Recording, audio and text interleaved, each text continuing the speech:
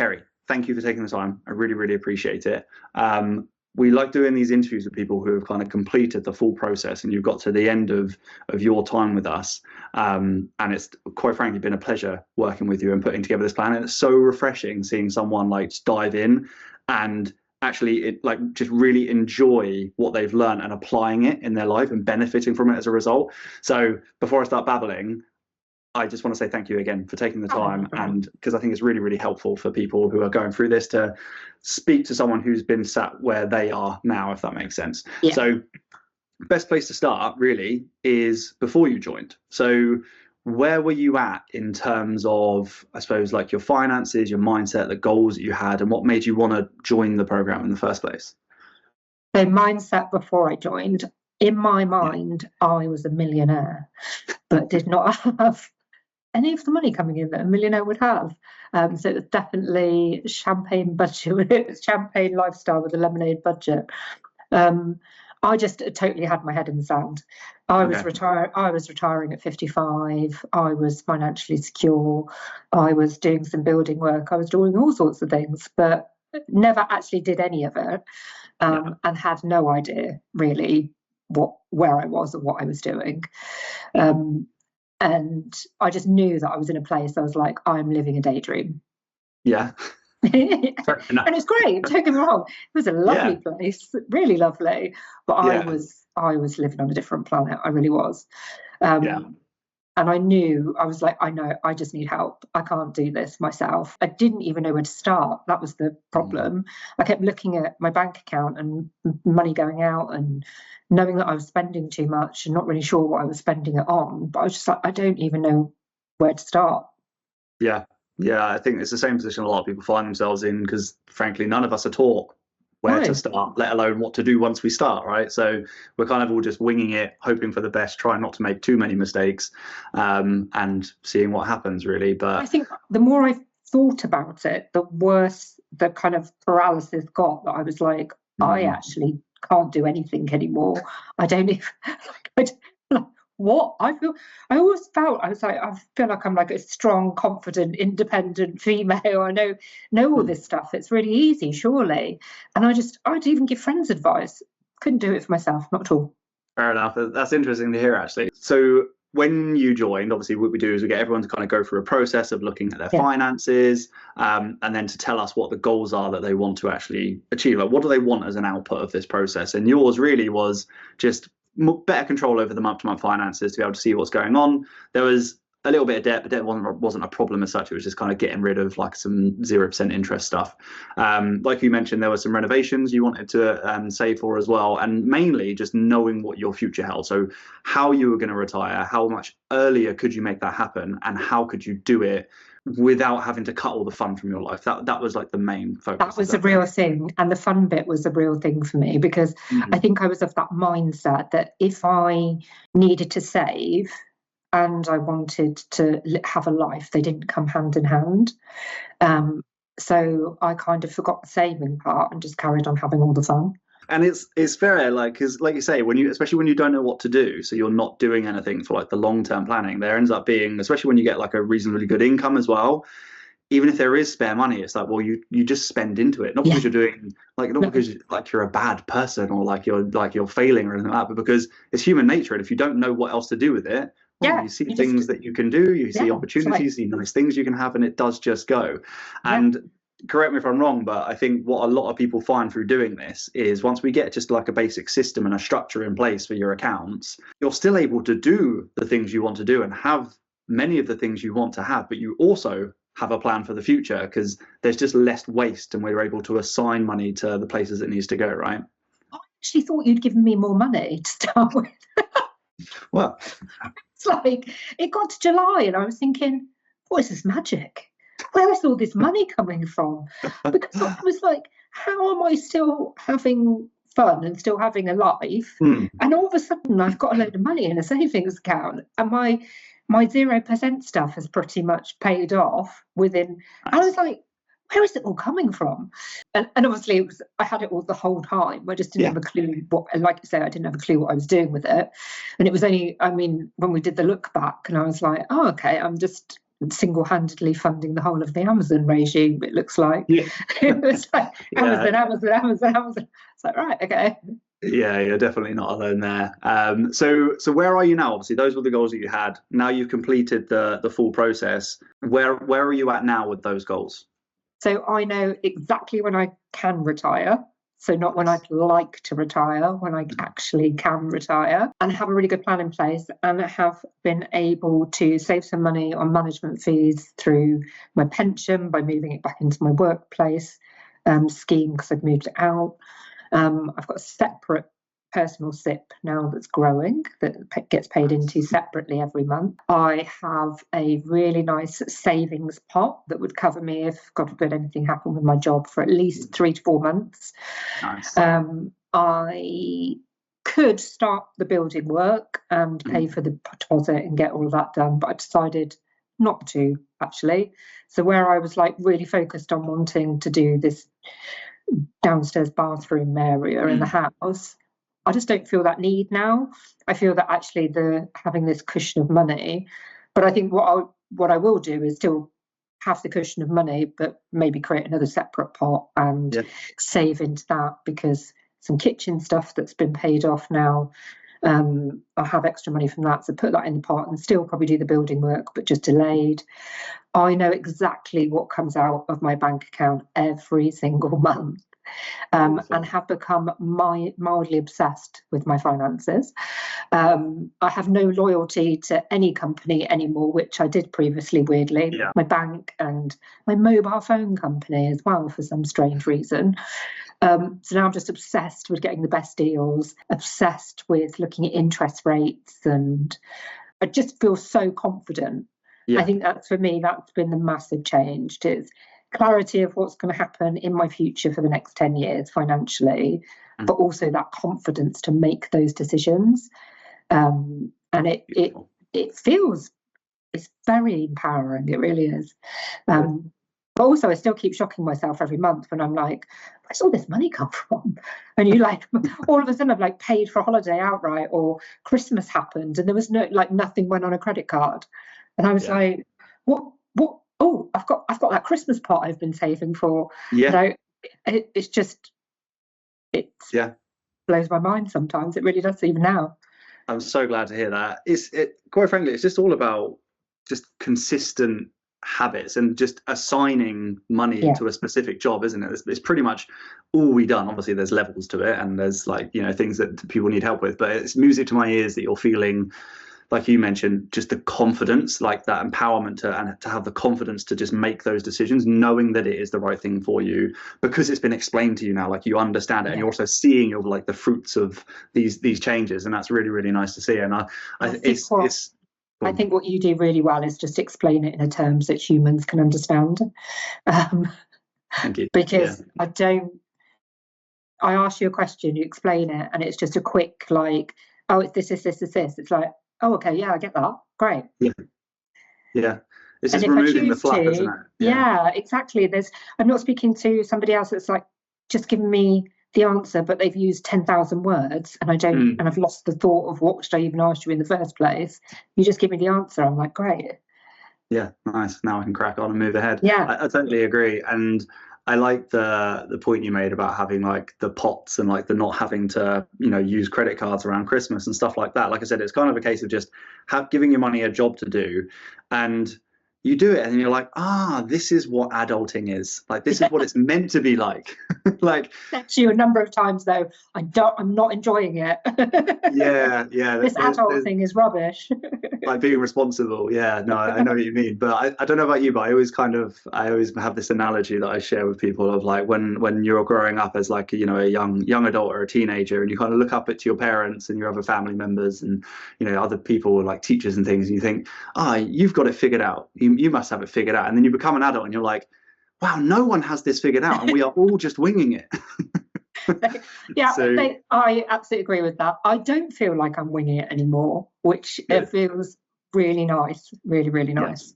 It's a huge difference in it in terms of your peace of mind.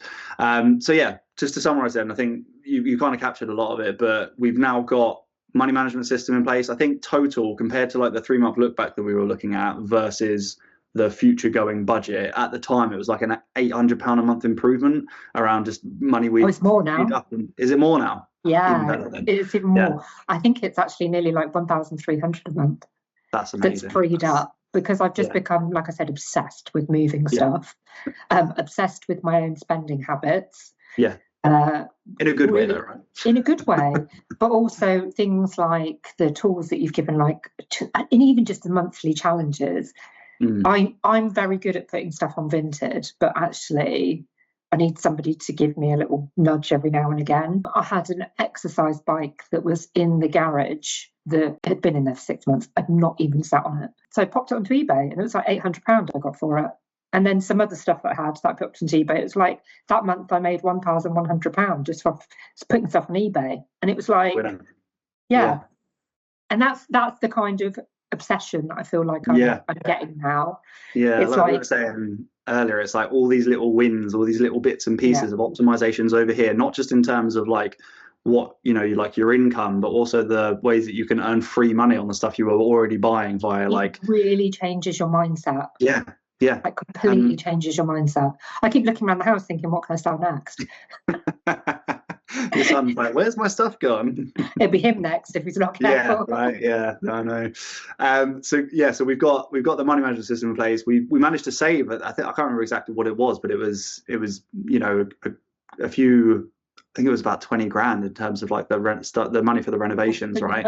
I know. So that's huge. And again, we're kind of using that as an emergency fund, and now there's plans to kind of build that back up so that you've essentially got both. And you've got that, like you said, like a kind of a robust, detailed investment plan and a clearly defined strategy that, most importantly, you understand, that has you set up to be able to retire by around 57, whilst still being able to do what you want now and like enjoy your life and have holidays. And going on 4 holidays this year that I paid for last year out of my little pockets of money that I kept squirreling away everywhere. It's mad. Yeah. So we kind of touched on this, but I do want to ask you directly then. So now we've achieved those things and we have a plan in place for unlocking all of that kind of, I suppose, like financial potential. How do you feel now? I feel really smug, actually. I feel it's just really freeing. I don't have to I've got, my salary goes in every month, and now I've got all my automation set up that we spoke about. So I've got money just going everywhere. I do still have that moment where it goes and I'm like, have I lost all my money? And it's like, no, it's just gone all in its little pots. But it doesn't consume my brain anymore. I don't have to keep thinking about. I was constantly arguing with myself. You really need to try and sort this out. You really need to sort this out. And now I just know I've got a plan, got structure, and it's down to me now. I've just got to be consistent. Pretty much. And this is what mainly people really want to know is like, we know what you wanted to get, we know what you got out of it, but how did we actually do it? How did we do all of this? It's magic. No. I know it wasn't magic. It was just, I think, just you and I just sat down and actually worked out, right, what do you earn? Yeah. What do you spend? Where do you want to go? Where do you want to be? And it felt so simple, but something that I really couldn't do on my own. And having you saying to me, right, Cerie, look back over the last 3 months, and I really didn't want to, but doing that, and then giving you as much information as I had about things like pensions, and having that expertise there to say, look, I'm going to map out your plan on the pension side, because I don't think I definitely couldn't have done that on my own for sure. Yeah.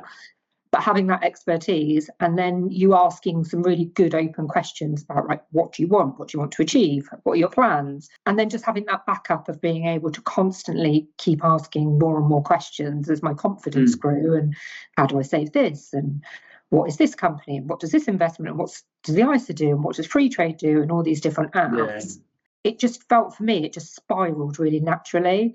It started off as just you and I kind of stripping everything back, planning, and giving me the tools to manage my month. And then all of a sudden it was like, oh, I can be really ambitious here now. Yeah. And I don't even think you need, I mean, I don't earn a huge amount. I do earn more than probably some people in the UK, which I'm very privileged about, but it's not huge.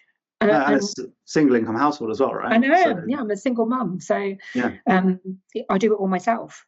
And I have a big mortgage like most people in the UK. The interest rate hit me hard.